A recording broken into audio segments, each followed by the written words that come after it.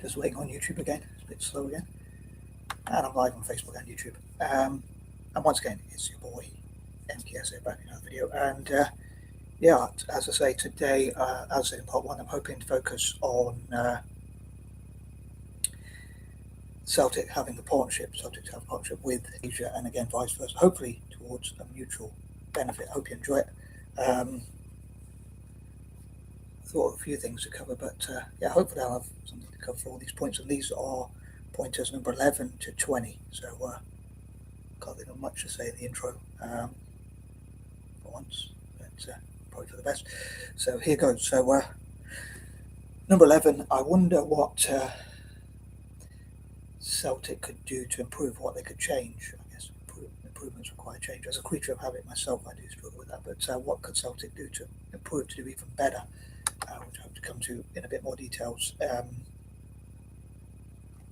So to continue to improve and raise the standards. I guess that when you win a lot, it's probably very difficult to keep yourself motivated to continue to develop, improve, or whatever, and that kind of thing. It's the same sort of thing. Improve. In order to develop, you have to improve, and that kind of thing. That requires change. And also what Asia can do to improve, how Celtic can support Asia to improve the quality of life for people in Asia, fund projects, that kind of thing. To come to more details, like Celtic supporting Asian inventors, ideas people, investors, or entrepreneurs, and all that kind of stuff, and supporting projects hopefully that benefit Asia. So hopefully again it'll be a mutual benefit. And I wonder what a partnership between Celtic and Asia could do to benefit, to change each other for the better, to improve each other, and as I say, Celtic hopefully funding projects that benefit Asia, and vice versa, Asian investors and sponsors investing into Celtic, as I hope to come to in more details.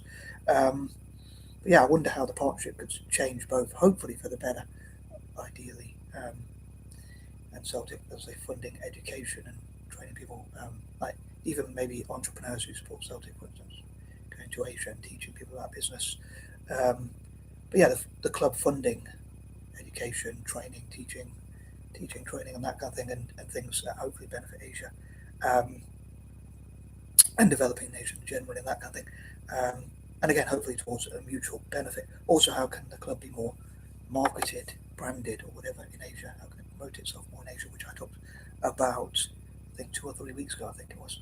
When I said need to promote Celtic more in Asia, and also amongst the Asian diaspora. That's it.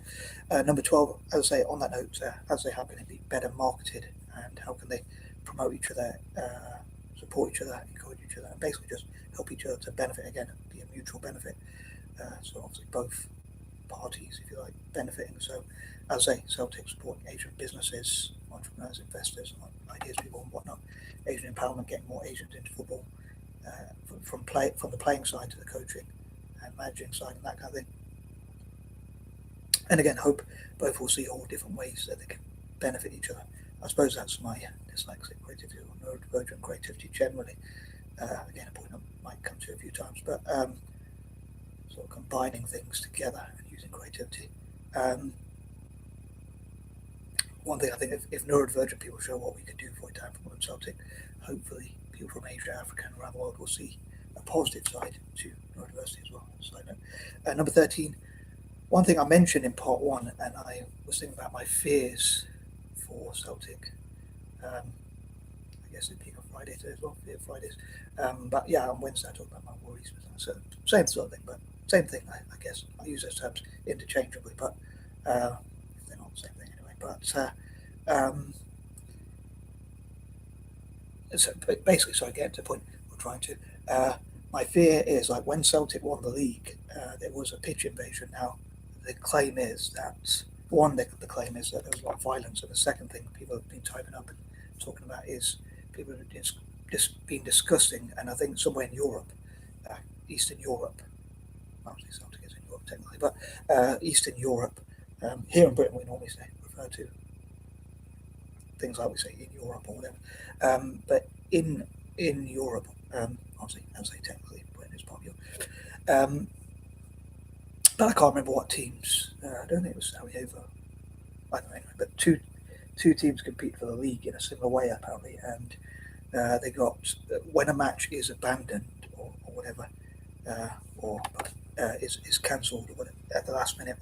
If UEFA or whoever, the FA or whatever decide, it's a 3 point, it's a 3-0 victory for one team, and I think some people try and say, as I rather maturely call them farts or hearts, or sorry, as I rather maturely call them farts, or it's hearts, something like that. Some people are saying like they should be given a 3-0 victory for.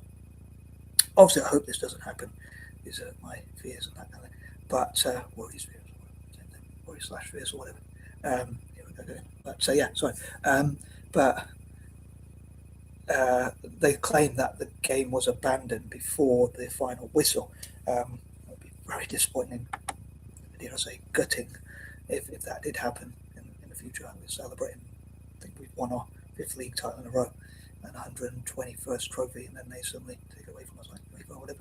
But what people said later on is that the referees said that the game was finished. I suppose the only argument they could make, and I don't know if I should say this one, but I suppose they could make, I don't want to focus too much on my worries, fears, or whatever, and that kind of thing. Again, worries slash fears, whatever the difference is. But the claim they could make is that those who Celtic or whatever, like even rankers as I call them, EU Rangers, those who shouldn't be mentioned, those who shouldn't be named, they could claim that it was because of the referee blew the whistle because there was like an intimidation from the Celtic supporters, the Celtic fans, and they've claimed that Celtic fans were violent, which I hope is not true. I'm sure I mean, sometimes they say like the FA and UEFA, maybe FIFA or Entric, well, they'd be the main ones. The FA, UEFA, Entric, or FIFA say like you get fines for failure to control your fans. Normally that's just fines, which would be fine. I guess they have to pay it, which is fair enough. But you can't always control all your fans. If you have 60,000 or whatever people, say 60,000 because Celtic's capacity is 60,000, but whether a club has 10,000, 100,000, or a million or whatever supporters, you can't really control them all and make sure they all behave themselves as much as you might want to. And I guess it'd be boring if everyone all behave themselves all the time and were always good. Where am I going with that? But it would be good if they did behave themselves, I guess, from a point, and it's certainly something I would encourage. But again, it would be boring if it all the same. But the raw passion, obviously, of winning at that time, and the game was pretty much done. It would be very harsh if they say, because technically, as a rule, as a technicality, which I hope and I plead for like Celtic fans to behave themselves in future games. I know I'm going a bit off topic in terms of Asia and that kind of thing, but yeah, I thought I'd include a negative one as usual for point number 13. Obviously, I hope, or as I put it, I hoop. When I think of Celtic, because like Celtic playing the hoops, I say hoop instead of hope. My childlike mind, my immaturity, but that it won't come to that obviously. But I suppose they could argue like, yeah, the referee did say the game was finished, but that's because they were intimidated by our fans. Obviously, that's their fans. But yeah, obviously, those are my fears. I don't know if I should give too much attention to them. It will make me quite worried. But yeah, I don't want to focus too much on my fears. But on that note, in fact, I'm going to move on to point number 14, which is point number 14. Sorry, my phone's ringing in the background. I'm just trying to ignore it. Hope that it's not ringing in a bit. But point number 14, I hope the opposite will happen. I hope that, like, as I say, farts, as I rather much already got, or even the rankers, if they get involved, Rangers maybe get a fine because they're calling referees corrupt and like even putting referees in danger. And I hope, again, I know I'm getting a bit off topic, but I yes, I could have mentioned something important. I would say. I guess when I bring it back to Asia, I suppose I could have said I just remembered that when I was towards the end of point number 13, I was thinking I didn't mention something about Asia to do with that as well. Well, to do with the Celtics. But yeah, my fears about never putting my ideas into action, or I'm just talking to myself and not manage to put things into action, or just a talking shop, as some might say, or I don't manage to to promote my ideas, and like if Celtic doesn't get promoted in Asia and that kind of thing. But yeah, sorry. But yeah, back to point number 14. I'll say I was thinking like frauds, as I'm not sure I call them, and the rankers, maybe even are saying things about the refs being corrupt, being in collusion or whatever, and these sorts of things, calling the referees into question, which, funny enough, I guess is what Celtic used to do, but or sometimes does, saying the referees are all Freemasons and all that kind of stuff. That's going on to a different area, but I think that could be like slander, libel, slander. I'm trying to think of the words. My brain's not working. I was going to Google legal terms, but yeah, like slander, and I think that covers both libel when something's written, and then there's defamation of character, putting referees in danger, bringing the game into disrepute, and that kind of thing. So I hope that maybe it'll be quite ironic if they try to get us in trouble, and actually it's found that actually they're accusing the referees of things and that kind of thing. Because the referees, I think that opens up a can of worms, as we would say here in the UK. I don't know if people actually use that term, but basically, if the referees have said one thing and people are saying the referees are saying this, or the referees are lying, they're effectively accusing the referees of lying or whatever if they say the game wasn't called off, I guess. So I think it would be quite an irony if they tried to get us in trouble. Naturally, they were the ones that got massive fines. Although if Celtic sports behave badly, I think the fans themselves should get fines because it's their actions. I think the club should fine those fans for any damage they cause to the club, like any cost they have on the club. But yeah, I hope that Celtic can win 10 league titles in a row. We often talk about 10 in a row, and I was thinking we're halfway there. I was thinking of a song by Bon Jovi. We're halfway there. That's one song I was thinking about singing. There are a couple of songs I forgot to sing last Saturday and or Sunday when Celtic won. I was thinking like, "Hey, you there with the sad face," and that kind of thing. But anyway, sorry, back to Asia. I hope maybe on Saturday I'll sing that, but I don't know. Maybe if Celtic win, I'll sing that song. But yeah, I hope that Celtic can find solutions to market itself better in Asia. Hi, Steve. Not too bad, thanks. I've got loads of ideas I haven't actually put into practice, but that's pretty cool. Steve being from Leicester, I believe, so hopefully Leicester will do that as well. But yeah, sorry. I hope Celtic can find any solutions to promote itself more across Asia and around Asia. And the other thing is, I hope again that the club stands up for itself and like maybe even fights back and says you're accused again of slander and that kind of thing.